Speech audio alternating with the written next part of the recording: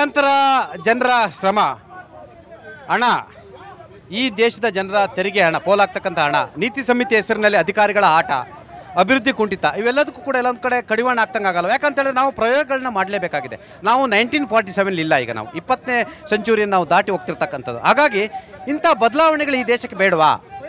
ಖಂಡಿತವಾಗ್ಲೂ ಬದಲಾವಣೆ ಬೇಕಾಗಿರೋದು ಬೇರೆ ಒಳ್ಳೆ ವಿಚಾರಗಳಲ್ಲಿ. ಆದರೆ ಇದು ಎಕ್ಸ್ಪೆಂಡಿಚರ್ ಅಂತ ಯಾವಾಗ ದೇಶ ಅಂದ್ಕೊಳ್ಳೇಬಾರ್ದು. ಯಾಕಂತಂದರೆ ಒಂದೊಂದು ಪ್ರದೇಶದಲ್ಲಿ ಒಂದೊಂದು ಎಲೆಕ್ಷನ್ ನಡೆಯೋದು ಅದು ತುಂಬ ಉತ್ತಮ. ಮತ್ತು ಇವತ್ತು ಏನು ಇಲ್ಲಿ ನಾವು ಸೇರಿದ್ದೀವಿ, ಒನ್ ನೇಷನ್ ಒನ್ ಎಲೆಕ್ಷನ್ ಅಂತ, ಈ ವಿಚಾರ ಬಂದ್ಬಿಟ್ಟು ಫಸ್ಟು ಮಾತಾಡೋದೇ ಮುಟ್ಟಾಳರು ಮತ್ತು ದಡ್ರು ಅಥವಾ ಬುದ್ಧಿವಂತ ಜೀವಿಗಳು ಮಾತಾಡಲ್ಲ. ಇದನ್ನು ಅರಬೆಂದ ಮಡಿಕೆಗಳು, ಅರೆ ತುಂಬಿದ ಕೊಳಗಳು ಮಾತ್ರ ಮಾತಾಡೋದು. ಯಾಕಂತಂದರೆ ಈ ದೇಶದ ಜನಸಂಖ್ಯೆ ಎಷ್ಟಿದೆ? 140 ಕೋಟಿ ಇದೆ. ಆದರೆ ಮತದಾರರು ಎಷ್ಟು ಜನ ಇದ್ದಾರೆ? 96,88,00,000 ಜನ ಮತದಾರರಿದ್ದಾರೆ. ಇಷ್ಟು ಜನನ್ನು ಸೇರಿಸ್ಕೊಂಡು ಒಂದೇ ಎಲೆಕ್ಷನ್ ಮಾಡ್ತೀನಿ ಅನ್ನೋದು ಮುಟ್ಟಾಳ್ತನ.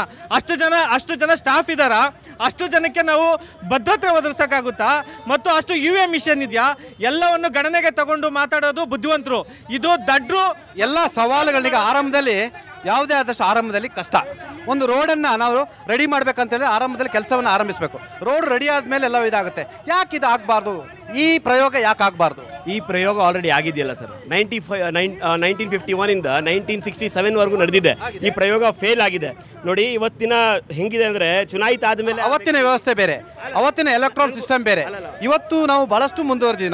ನಾವು ಡಿಜಿಟಲ್ ಇಂಡಿಯಾದಲ್ಲಿದ್ದೀವಿ. ಡಿಜಿಟಲ್ ಇಂಡಿಯಾದಲ್ಲೂ ಕೂಡ ಏನಾಗಿದೆ, ಜನಸಂಖ್ಯೆ ಜಾಸ್ತಿ ಇದೆ ಒಂದು. ಮತ್ತೆ ಚುನಾಯಿತ ವ್ಯಕ್ತಿ ಎಲೆಕ್ಷನ್ ಸಂದರ್ಭದಲ್ಲಿ ಮಾತ್ರ ವೋಟರ್ ಹತ್ರ ಸಿಗ್ತಾನೆ. 5 ವರ್ಷಕ್ಕೊಮ್ಮೆ ಸಿಕ್ಕಿದ್ರೆ ಅಷ್ಟೇ. ಜನರ ಕಂಪ್ಲೇಂಟ್ ತೊಗೊಳೋದಿರಲಿ, ನಮ್ಮ ಯಾವುದೇ ಜನರ ಹಕ್ಕಿರಲಿ, ಯಾವುದೇ ಟೈಮ್ಗೆ ಸಿಗಲ್ಲ. ಹಾಗಾಗಿ ಈ ಒನ್ ನೇಷನ್ ಒನ್ ಎಲೆಕ್ಷನ್ಗಿಂತ ಒನ್ ನೇಷನ್ ಒನ್ ಎಜುಕೇಷನ್. ಯಾಕೆ ಪ್ರಯೋಗಕ್ಕೆ ತಾವು ಒಟ್ಕೊಳ್ತಿಲ್ಲ? ತಮಗೆ ಆತಂಕನ? ತಾವು ನ್ಯಾಷನಲ್ ಪಾರ್ಟಿ ಅಂತ ಹೇಳ್ತೀರಾ. ನಿಮಗೆ ಆ ಕೆಪಾಸಿಟಿ ಇಲ್ಲ ಚುನಾವಣೆ ಎದುರಿಸಲಿಕ್ಕೆ? ಆ ಥರ ಏನಿಲ್ಲ.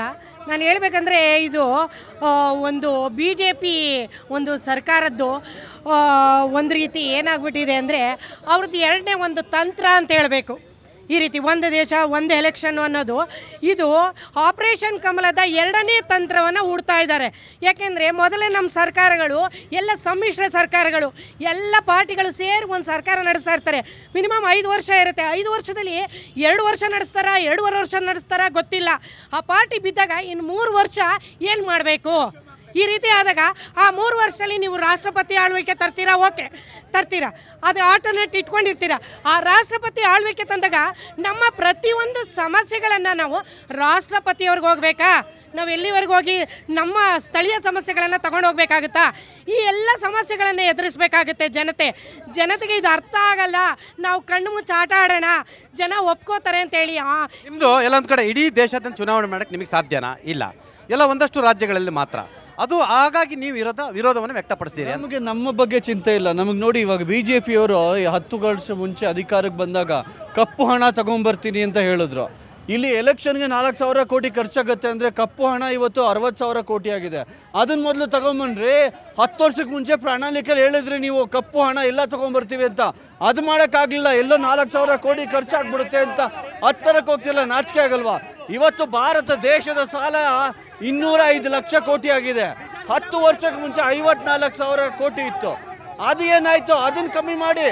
ಏನು ಪ್ರಿಯಾರಿಟಿ ಒಂದು ಚುನಾಯಿತ ಸರ್ಕಾರಕ್ಕೆ ಇವತ್ತು ಏನು ಪ್ರಿಯಾರಿಟಿ ಇದೆ ಅಂತಾನೆ ಈ ಪಕ್ಷದವ್ರಿಗೆ ಗೊತ್ತಿಲ್ಲ. ಎಸ್ ಸರ್, ಪ್ರಯೋಗಕ್ಕೆ ತಾವು ಒಟ್ಕೊಳ್ಳೋಕೆ ಸಿದ್ಧರಿಲ್ವಾ? ಒಂದು ದೇಶ ಒಂದು ಎಲೆಕ್ಷನ್ ಇಲ್ಲ, ಒಂದು ದೇಶ ಒಂದೇ ಭ್ರಷ್ಟ ಪಕ್ಷ ಇರ್ಬೇಕಂತ ಮಾಡಕ್ ಹೊರಟಿರೋದು ಇವರು. ಆ ತರ ಮಾಡಂಗಿದೆ. ಒಂದು ದೇಶ ಒಂದು ಭ್ರಷ್ಟ ಅಂತ ಮಾಡಕ್ ಹೊರಟಿದ್ದೀರಾ? ಒಂದು ದೇಶ ಒಂದು ಪಕ್ಷ ಮಾಡಂಗಿದ್ರೆ ಅವ್ರು ತಾಕತ್ತಿದ್ರೆ ನರೇಂದ್ರ ಮೋದಿಗೆ ಪೆಟ್ರೋಲ್ ಮೊದಲು ಒಂದು ದೇಶ ಒಂದು ಪೆಟ್ರೋಲ್ ರೇಟ್ ಫಿಕ್ಸ್ ಮಾಡಲಿ. ಅದು ಮಾಡಕ್ ಯೋಗ್ಯತೆ ಇಲ್ಲ ಇವ್ರಿಗೆ. ಸುಮ್ಮನೆ ಒಂದು ದೇಶ ಒಂದೊಂದು ಸ್ಟೇಟ್ ಅಲ್ಲಿ ಒಂದೊಂದು ಪ್ರೈಸ್ ಇದೆ ಪೆಟ್ರೋಲ್ದು. ಒಂದು ದೇಶ ಒಂದು ಪೆಟ್ರೋಲ್ ಪ್ರೈಸ್ ಮಾಡ್ರಿ ನೋಡೋಣ. ಅದಾಗಲ್ಲ ಪ್ರಯೋಗ ಮಾಡಕ್ಕೆ. ಸುಮ್ಮನೆ ಗೂಬೆ ಕೊಡಿಸ್ತಾ ಇದ್ದಾರೆ ಇವ್ರು ಜನರಿಗೆ. 4 ವರ್ಷ ಆಯ್ತು ಇಲ್ಲಿ BJP ಎಲೆಕ್ಷನ್ ಆಯ್ತಾ? ಇಲ್ಲಿ ಕೇಳಕ್ಕೆ ಕಾಂಗ್ರೆಸ್ ಅವ್ರು ಕೇಳ್ರಿ, ನಿಮ್ದೇ ಫ್ರೆಂಡ್ ಅಲ್ವಾ ಕಾಂಗ್ರೆಸ್ ಅವ್ರು? 2 ವರ್ಷ ಆಯ್ತಲ್ಲ, 2.5 ವರ್ಷ ಆಯ್ತಲ್ಲ.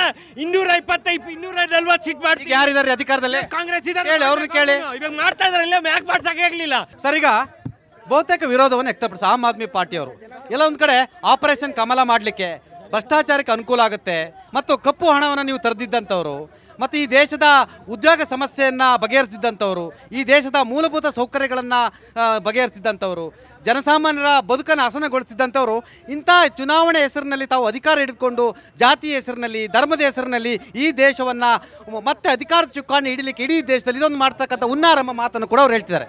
ನನಗೆ ಭಾಳ ಬೇಸರ ಏನಂದರೆ ದೇವರು ಇನ್ನೊಂದು ಸ್ವಲ್ಪ ಬುದ್ಧಿ ಅವ್ರಿಗೆಲ್ಲ ಸ್ವಲ್ಪ ಕೊಡಬೇಕಾಗಿತ್ತು. ಯಾಕೆಂದರೆ ದೇಶ ಹೇಗೆ ಬೆಳವಣಿಗೆ ಆಗಿದೆ ಅನ್ನೋದನ್ನು ಅರ್ಥ ಮಾಡ್ಕೊಳ್ಳೋ ಅಂಥ ಶಕ್ತಿ ಕೊಡಬೇಕಾಗಿತ್ತು.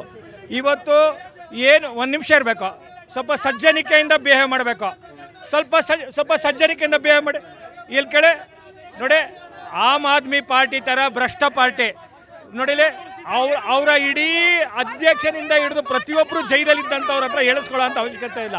ಒಂದು ದೇಶ ಬಹಳ ಪ್ರಗತಿದಾಯಕವಾದಂಥ ಒಂದು ಒಳ್ಳೆ ನಿರ್ಧಾರವನ್ನು ಈ ದೇಶ ಹೋಗ್ತಾ ಇದೆ. ಇವ್ರು ಯಾರ ನಕಾರಾತ್ಮಕ ನಿಲುವಿಗೂ ದೇಶ ನಿಲ್ಲೋದಿಲ್ಲ. ದೇಶ ಮುಂದಕ್ಕೆ ಹೋಗ್ತಾನೆ ಇರುತ್ತೆ. ಇವ್ರು ಎಷ್ಟೇ ವಿರೋಧ ಮಾಡಿದ್ರೆ, ನಾಯಿ ಬೊಗಳಿದ್ರೆ ದೇವಲೋಕ ಹಾಳಾಗತ್ತಾ? ಯಾವ ಕಾರಣಕ್ಕೂ ಏನೂ ಆಗೋದಿಲ್ಲ. ನಾವು ಸಮರ್ಥ ಇದ್ದೇವೆ. ಯಾರು ಏನೇ ಬೇಕಾದ್ರೆ ಮಾಡಲಿ, ಬಿಜೆಪಿ ಸಮರ್ಥ ಇದೆ. ಮೋದಿ ಆಯ್ತು ಮುನ್ಕಿನ್ ಹೈ, ಮೋದಿ ಆಯ್ತು ಮುನ್ಕಿನ್ ಹೈ, ಮೋದಿ ಆಯ್ತು ಮುನ್ಕಿನ್ ಹೈ, ಮೋದಿ ಆಯ್ತು. ಚರ್ಚೆ ಮುಂದುವರಿಯುತ್ತೆ. ಅದಕ್ಕೂ ಮುಂಚಿತವಾಗಿ ಜನಮನದಲ್ಲಿ ಚಿಕ್ಕದೊಂದು ಬ್ರೇಕ್.